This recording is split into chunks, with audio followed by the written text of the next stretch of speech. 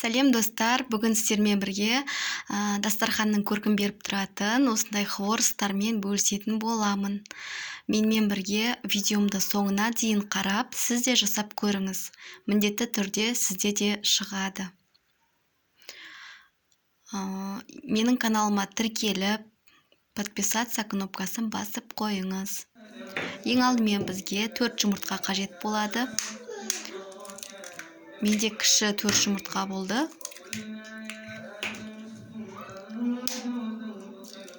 Бұған көп заттың қажеті жоқ. Тек қант, тұз, осы жұмыртқа, ұн. Үйде бар нәрсемен жасалады.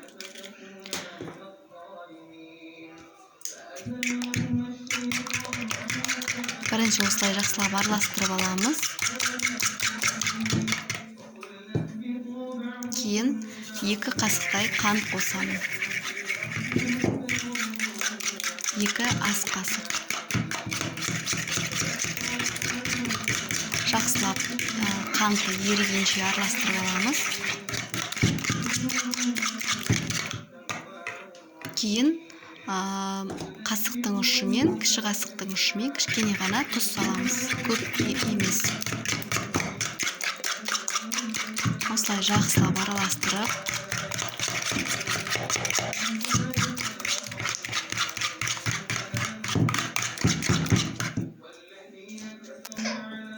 мінекей осылай араласып шықты. Енді мен қасықтың көмегімен кішкене ұнды осылай біріктіріп аламын. Ұнды керегінше саламыз. Мен қанша керектігін астына барлығын жазып қоятын боламын. Содан қарап жасасаңыздар болады.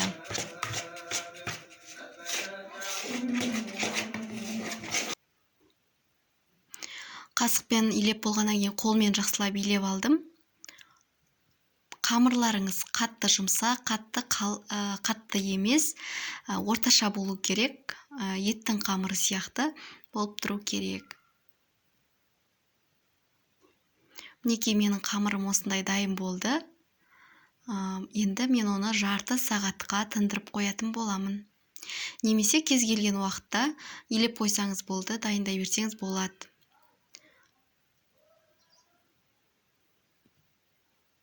Үш сағаттан кейін, мейлі 4 сағаттан кейін дайындай берсеңіздер болады.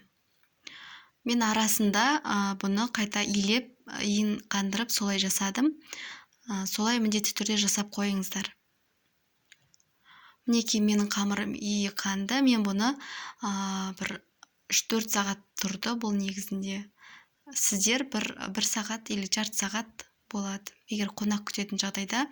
Ал мен бұны өзімізге үйге шайға жасадым. Өстіп жақсылап жұқа етіп жайып аламыз.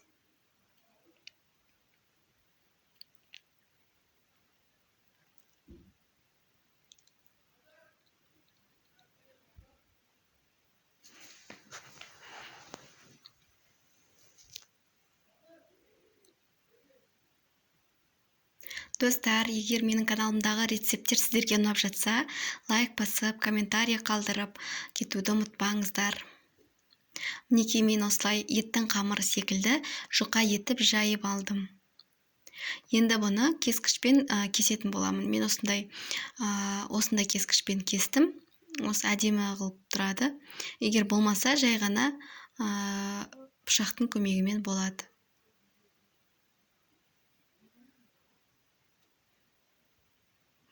Осылай барлығын кесіп шығамын.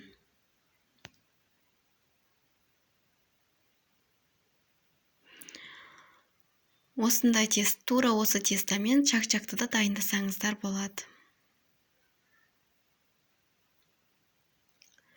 Мінекей осылай барлықтарын кесіп алдым, дайындап алдым. Майымды оға дейін қыздырып қойдым. Мінекей мен май құйдым. Майды көп құймай хворс пісіруіңізге болады. Қалай десеңіз, міне осылай бірінші салып аласыз. Сөйтіп қолыңызға үлкенірек вилканы алып, шанышқыны осылай жайлап орап отырасыз піскен кезде. Бер жағы қатты қызартпасаңыз да болады. Сырты қызарса, сонымен пісіп қалады. Осылай оңайырақ болады.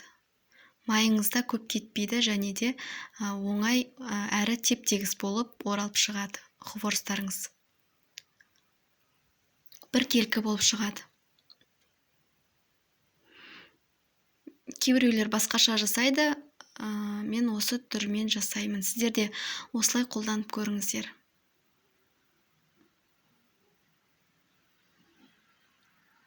Сәл қисық кетті, бірақ ол алынғаннан кейін түзеледі. Мінекей осылай әдемі болып шықты, қараңыздар. Теп-тегіс. Осылай барлықтарын жасап шықтым. Міне менің жасап шыққан хворостарым дайын болды. Егер бірінші кезде жұмсақ болып жатса, ол ештеңке етпейді. Кішкене тұрғаннан кейін барлығы қатты болып шығады. Мінекей, уже менде қытырлап тұр.